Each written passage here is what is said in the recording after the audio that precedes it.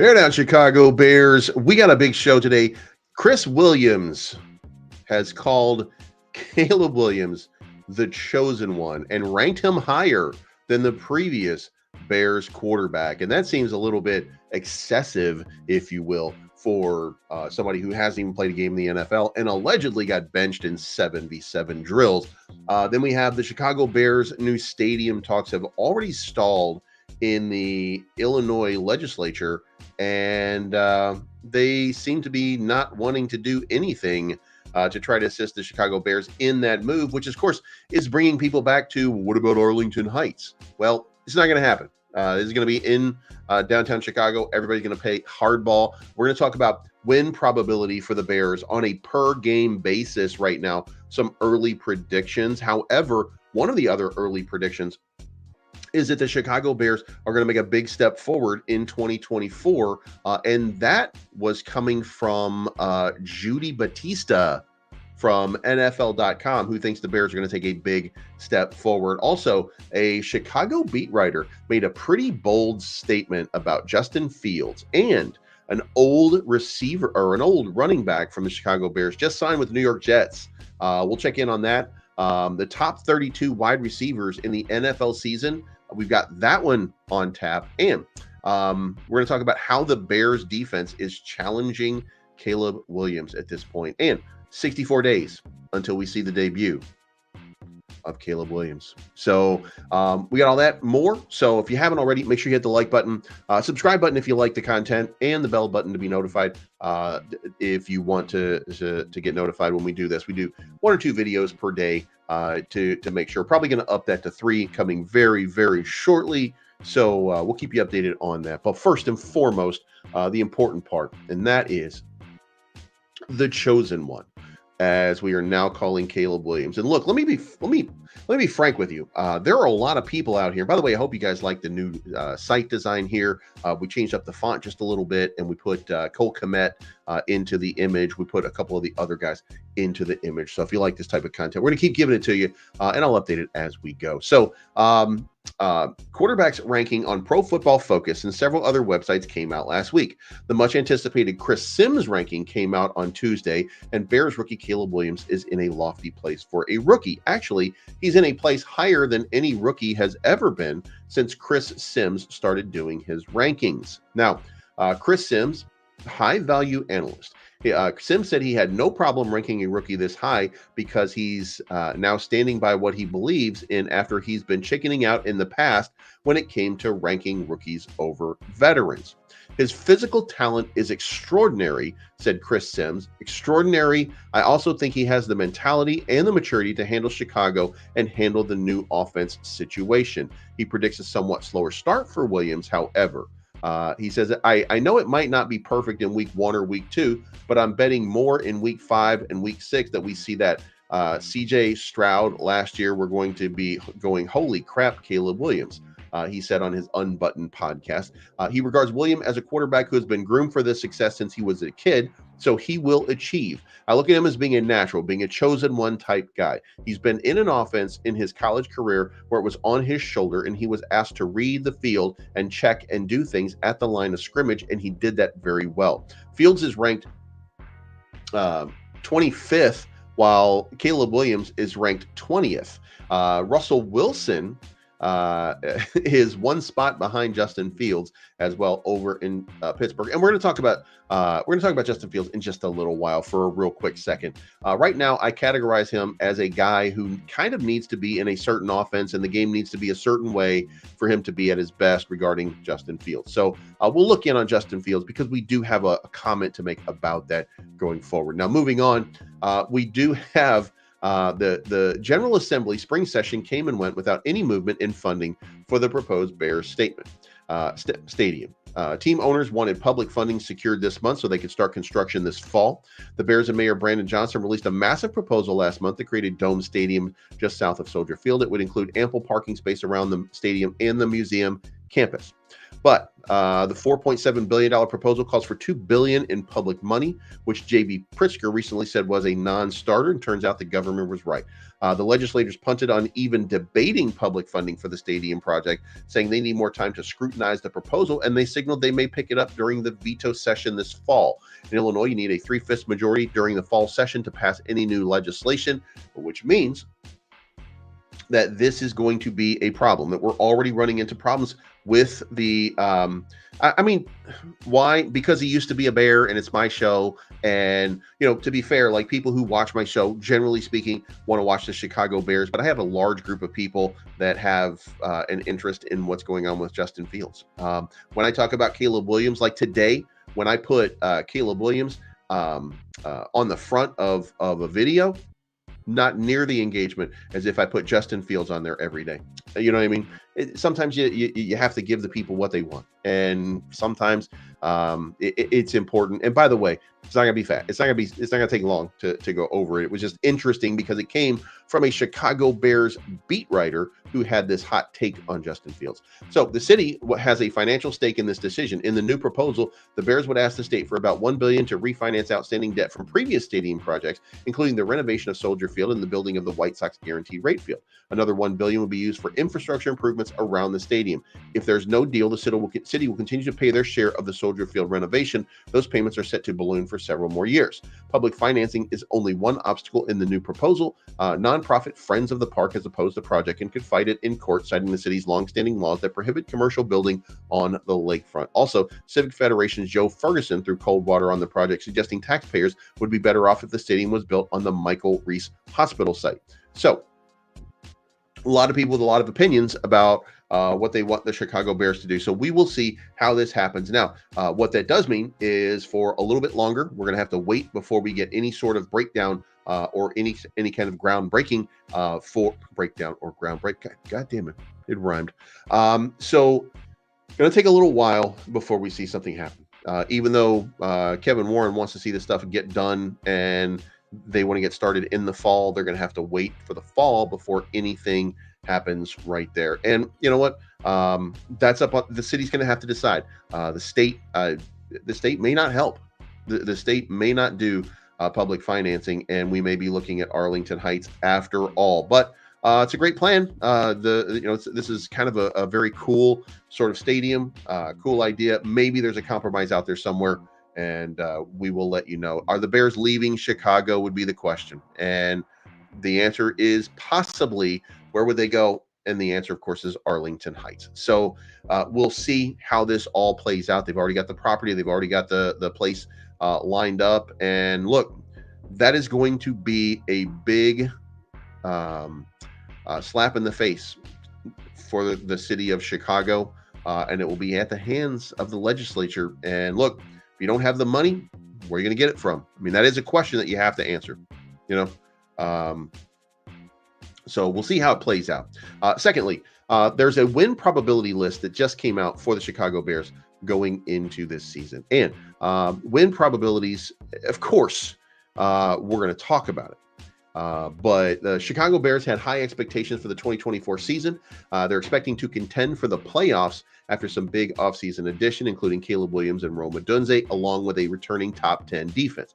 In addition to facing the NFC foes twice, Chicago will play the NFC West and AFC South this season, which includes home games against the Rams and the Jaguars, as well as games away in San Francisco and Houston. With the Bears finishing fourth in the NFC North, they'll be facing the same place finisher in the NFC East and NFC South. With that additional 17th game, they'll host the AFC East same place finisher. So by virtue of having a horrible schedule, they got a horrible schedule, an easier schedule coming into this season. So the Bears have released their 2024, or the ESPN organization has released their 2024 projections, including win probabilities for all 17 teams. The Bears win probability in game one against the Tennessee Titans, 72%. It'll be interesting to see how that plays out. Week two, they give a win probability of 41% versus the Houston Texans, saying that the Houston Texans will probably have a really good start to their season. And that, of course, in the first couple of games, we're expecting to see Caleb Williams struggle, but let's see whether that defense can get after Caleb Williams. Win probability going into Texas 41%. Then in week 3 at Indianapolis, a win probability of 50%. They're calling it a 50-50 on a team that, by the way, had about the same record as the Chicago Bears going last season. So it is possibly it is possible here that the Bears will have to, play some games, win some games, see what it really looks like on the field before any of this kind of moves away and into something a little bit better. Then you have the Rams, and the win probability for the Rams at home is going to be 58%. So it's starting to look up after game 4 there. Then you have the Carolina Panthers win probability at 65%. Week 6 at Jacksonville, 51%. Week 7 is the bye week. And then week 8 is the Washington Commanders, 66% win probability. Then you have the Arizona Cardinals, 64% win probability. Week 10, New England, 68% win probability. The Green Bay Packers, week 11, 52% win probability. Another playoff team. Minnesota Vikings win probability in week 12. By the way, you might notice this feels like it's going up, even if you're a playoff team like Green Bay. You're looking at a win probability here of 65% versus Minnesota. Then at Detroit, you're looking at a win probability of 35% in Detroit, which I think that week 13 game, I believe, is Thanksgiving. I think the Bears are going to annihilate the Detroit Lions on Thanksgiving. And this is going to be a soul-searching moment where people are starting to say, hey, man, these Bears are for real at this point. I think that's going to be one of those moments where you get super excited by what you see on the field, and it's going to be that national exposure where everybody's sitting down, eating turkey, getting ready to pass out, watching the Detroit Lions, who to this point have had a very good year. And then, they end up remember, 26-14 with 4 minutes, 54 seconds left, 28-13 in the second game. They have the Detroit Lions number. Detroit got a very lucky look. Justin Fields should have closed that game out and didn't close that game out. That's it. Should have closed the game out, didn't close the game out. Had 3 opportunities to just score 7 points or even 3 points to make this game or to run some clock down. There were any number of things that the Chicago Bears could have done and did not do in that moment. Won't happen again. This is a more seasoned, more veteran type team than it was before. Those type of mistakes, I do not think are going to happen again. That was an incredible moment. 4 minutes and 54 seconds, you score 2 touchdowns and a safety. That is something that you just do not see. A team that can enforce its will on another team would never have that happen. The Chicago Bears didn't do that. They went super conservative. They just went 3 and out and just over and over. And then with the ball in his hand and the opportunity to take the Bears down the field, all you need is a field goal to win. The very first play, Justin Fields succumbs to a front side rush. Like, you don't see this coming. Are you kidding me? A front side rush, not even from behind, not even from the left side. Front side rush, gets sacked, loses the ball, and then it gets kicked out of the end zone. So that's a comedy of errors that will not happen. And when the Bears recognized that, guess what they did? They stomped a mud hole in Detroit the second passing. Then you have San Francisco 49ers in week 14, 24% win probability. Yeah, I am absolutely hung up on that one. There's no reason that should have happened. Then week 15 at Minnesota, 57% win probability. Like I told you guys, most likely we're going to sweep Detroit. We're going to sweep Minnesota. But at home, we are now predicted to win. We have 52% win margin in Chicago and at Soldier Field. So, this is looking like a team that can win this division. And then the second, week 16 versus the Detroit Lions, win probability in Chicago, 43%. No. Like, nobody's it's almost like they're not even paying attention to last season. And that's fair. I mean, look, if you don't, you don't. But week 17, Seattle Seahawks, 58% win probability. And then closing out the season at the Green Bay Packers with a 45% win probability. Now, if we just play our odds, guess what? It's only 4 games on that we have a we have a losing sort of record versus, or win probability, if you will. So they are basically predicting that maybe we go like 13-4, just like I did. And there's a reason for that, guys. I think the Chicago Bears are especially primed at this point to take this team to a new level, a level that we have not seen since at least, I want to say, I mean, good Rex, bad Rex. I mean, we got in the Super Bowl, so I think we have another moment here where this team looks like it's primed. And look, to be fair, like without Cody Parkey, I'm going to say this is more like the 2018 Chicago Bears, in that it is clear that we're in that realm of playoff contender, maybe not dominant just yet. So that's what I think is going to happen. And Mudbutt says you need a run game with a rookie quarterback. And if Mudbutt watched yesterday's video, that we said pound the rock because the Bears are going to run a lot according to inside sources, then that's covered. And the Bears, by the way, number one rushing defense, number one rushing offense last year. So are the Bears going to continue to run the ball? Yes. Why did they bring in DeAndre Swift? To run the ball. Why are they still holding on to Khalil Herbert at this point? To run the ball. Why do they have Roschon Johnson? To run the ball. So they're going to run the ball quite a bit. Larry says the Bears still need to learn how to win. That is correct. And if that was the case, then I agree. So I'm talking to that person. Because that's it. We're going to run the ball. Detroit is the worst team in the NFL history. Yeah, I don't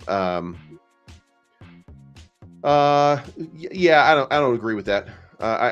Look, I think if you have a team's number and you improve, then you're going to have that team's number again. And if you made a boneheaded mistake or a boneheaded series of errors, and then you just fixed all of those problems, and those problems being Justin Fields and Luke Getsy specifically, you fix both of those problems. And by the way, it can't get any worse, should be your estimation at that point. It can't be worse than what they did in that period of time. So we have a better staff, a better squad. Everything is improved. It won't happen again. It won't happen again. And by the way, that's just a matchup.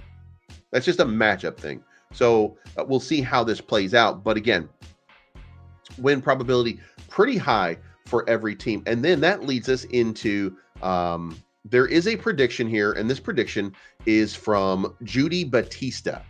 And here's what she says. She says the Chicago Bears make the playoffs. It happened just 3 times since they lost Super Bowl 41 in the 2006 season. But Caleb Williams is bringing in his bear claw to Soldier Field and changing the fortune of one of the league's most historic quarterback lacking franchises. Williams is a favorite for Offensive Rookie of the Year because among the rookie quarterbacks, he is joining what is easily the best team. The Bears won 7 games last season. Don't forget that first overall draft pick was theirs because of a trade. The defense took off after they traded for Montez Sweat. The receiving core has Keenan Allen, DJ Moore, and Rome Odunze, which we're going to talk about them in just a moment and how they rank going into the season. Running back DeAndre Swift has a new contract coming off a Pro Bowl season, and a new offensive coordinator, Shane Waldron, was brought in with preparation for Williams' arrival in mind. Only 8 rookie quarterbacks have posted double digits wins since 1950. CJ Stroud most recently did it last year, but the Bears' schedule features the AFC South plus games against the Patriots and Commanders, both of whom will probably be starting rookie quarterbacks who have much less help around them, making for easier wins. The Lions are the class of the NFC North, but with the 3 wild card spots available, the Bears will be on their way to sustained contention. And again, the fact that people are dismissive about the fact that the Bears dominated Detroit in all facets of the game for 7 quarters out of 8, and that one quarter where it was only 5 minutes of that game where Justin Fields and Luke Getsy basically collapsed this team. Okay. Other than that little 5-minute window, the Bears dominated Detroit. So to come out and say, well, yeah, well, the Bears are going to the Lions are going to dominate the Bears because they're better. That's not even close.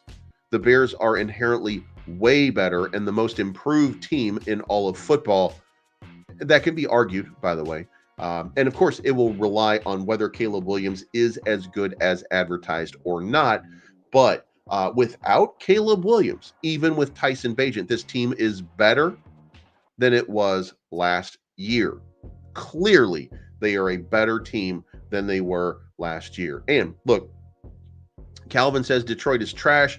If we're just trash talking and saying that they're trash, yes. I mean, they were a half away from being in the Super Bowl. So that's not a trash team. That's a team that was a half a quarter or a half away from being in the Super Bowl before getting just run over by a focused San Francisco team, and they were beating San Francisco. So I think what I mean.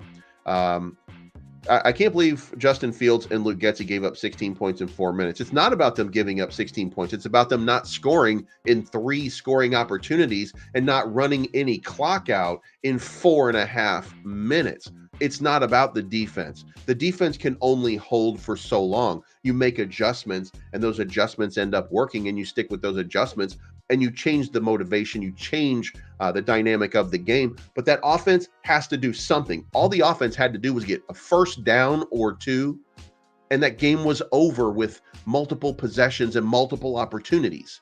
So, yes, it was those 2 guys, no matter what. The defense can't stop everybody every time. And to think that they can is ludicrous. It doesn't work that way. It didn't work that way. You know what? The exception, probably, the 2001 Baltimore Ravens, the 1985 Chicago Bears, probably some 1970s Minnesota Vikings defense. Other than that, no, it doesn't work that way. Sometimes you get motivated. Sometimes you find a weakness and you capitalize on the weakness. But that weakness was the offense not doing anything. Not doing anything. It's simple. It's really simple. The Bears had 3 possessions. 3 possessions on offense. Doesn't matter who's on the bench. The Bears had 3 possessions on offense to make anything happen. To run out clock with 4 minutes and 54 seconds left. To run out clock with 4 minutes and 54 seconds left. It's only 4 minutes and 54 seconds. 3 possessions. And they didn't do anything but 3 and out every single time. There's no way. No way. So, that's, and look, you can't convince me otherwise. Defense might be what wins ball games, but they can't hold forever. They cannot hold forever. Your offense has to do something. The offense has to do something. So, as far as Williams is concerned, getting the kind of experience in year 1 would be a massive boost to his development, and we have the Bears on a trajectory to accomplish even greater things in the years ahead. The road to get there is going to be tough this year, but this Chicago Bears team probably going to do it. Now, before we keep moving, the Pro Football Focus wide receiver rankings came out with the top 32 receivers. Number 1 was Justin Jefferson. Number 2 was Tyreek Hill. Number 3 was Jamar Chase. Number 4 was CeeDee Lamb. Coming down a little bit into the rankings, at number 12, you had DJ Moore. Justin Fields was not seeing the game well at all early in the year, despite the DJ Moore was still able to rack up 1,364 yards at 2.3 yards per run route. He has proven to be an exceptionally effective receiver in all areas, regardless of quarterback during his career. So they put him at number 12.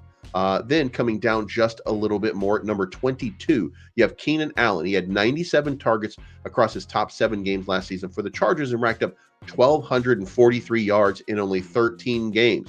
He's moved on because of a bloated contract he refused to take a pay cut on, but now he brings one of the best route running arsenals to Chicago to help Caleb Williams. And then at number 29, passing up people like George Pickens, Chris Godwin, and T. Higgins, is rookie Chicago Bears receiver Rome Odunze. Rome would have been the first receiver drafted in most normal years, but was the 3rd off the board in this super loaded draft class. Odunze brings an athletic profile to the table that can dominate NFL-level athletes and is especially good at winning contested catches. This is a guy who goes up and gets the ball. This is a guy who, and by the way, we were talking about T. Higgins coming here, and we were excited about T. Higgins coming here. We were excited. We were having conversations about the possibility that Chris Godwin might be available early on in this offseason. And guess what?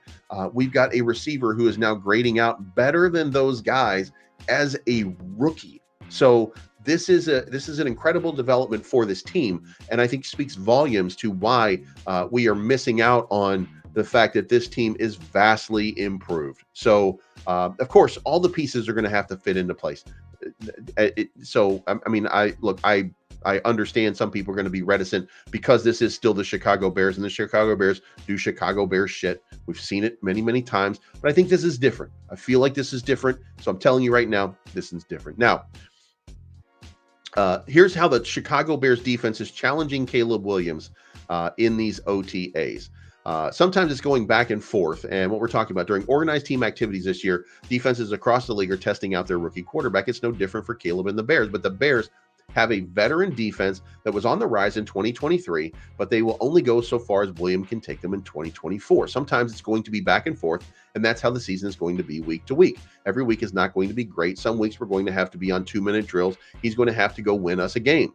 The Bears defense is testing Williams in OTAs this spring. That was apparent during practice last week that was open to members of the media. Williams struggled with several offensive starters unavailable. It's a tried and true rite of passage this time of years. The veterans test the rookies. I don't think it matters who is out there at quarterback, says Eric Washington, defensive coordinator. I think when we are out there, they take a lot of pride in just competing and winning and trying to get the best of that situation, the best of the persons they are working against. It starts right now with Bears against Bears. You want to carry that into the preseason and obviously the regular season.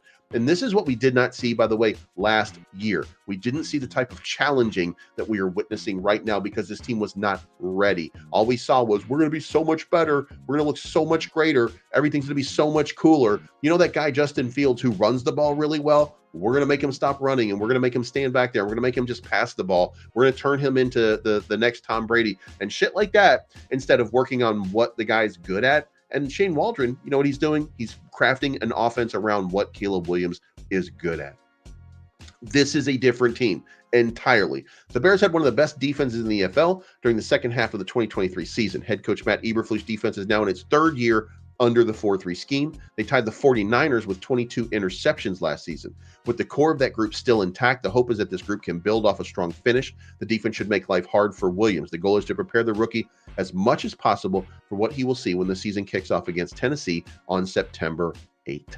We like to think that will be a byproduct of his growth and development, just having to go against some exceptional seasoned players that we have on the line of scrimmage and in our back seven. We all have a vested interest in wanting to see that young man grow and become battle-tested and be ready on day one. We're going to give him everything that we have every day. That is what you want to hear. The Bears believe strongly in Williams.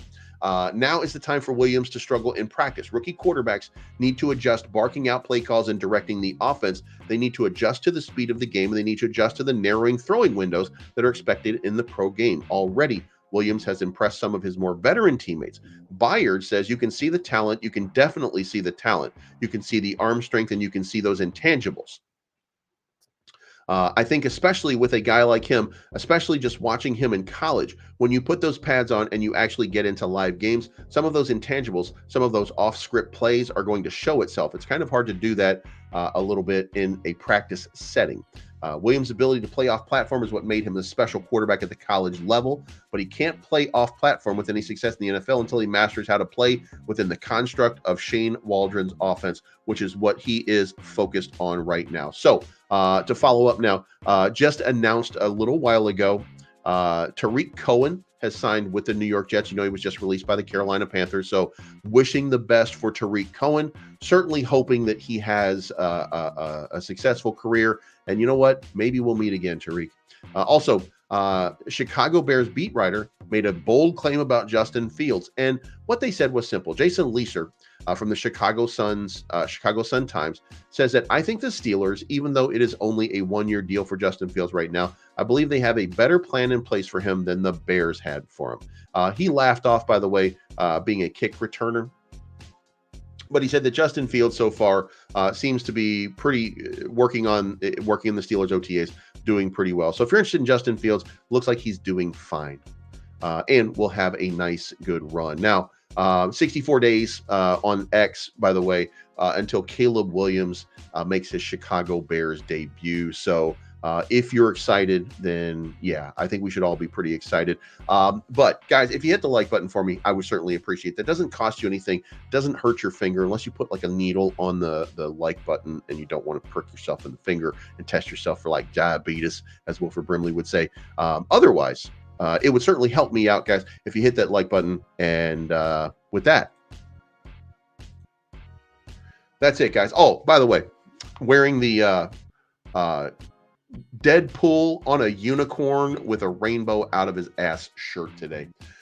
Funny stuff. So, guys, I think it's important to realize this Bears team is only going to grow and get better. And I know that you might be saying to yourself, well, all of these teams are going to do that. That's not true. Half of the teams are going to get better. Half of the teams are going to get worse. There's 32 teams in the NFL. I mean, it's math. It's kind of math. We don't know who they're going to be, but there's going to be an average. And the Bears, I think, are on the upside. They're on the upswing. I think we're about to watch a fantastic season. And as we get closer and closer to that opening game, I think you guys are going to start to get more excited as we go, because I think this team has a lot to offer. And I think that look, we're going to have moments. We're going to have moments where Caleb Williams just, he doesn't get it for a drive or two or three or a quarter or a half. There's going to be struggles. We should all understand that. But this guy has tremendous upside and is going to be a lot better. He's prepared his whole life for this moment, for this situation. And I think, it is my opinion, he's going to shine. Now, I only think that because this team has been fundamentally built for this moment right here. Was it intentional? No, it was not. If Caleb Williams, look, if anything had changed in the draft, we'd be sitting on Justin Fields right now. We wouldn't be having the conversations that we're having. If anything had changed, we would not be doing this. So we wouldn't be trading for Jaden Daniels. If it was not Caleb Williams, we would have been sticking with Justin Fields. The end. Okay. So this fell into the lap. It was too good to pass up. The team successfully got built around this whole idea. The team got upgraded based on this whole idea, and this team is ready to excel. Okay, this team is ready for a big move. So you guys, we're going to be there for you every step of the way, and that's it. Until next time, you guys have a good day, and let's build a goddamn stadium.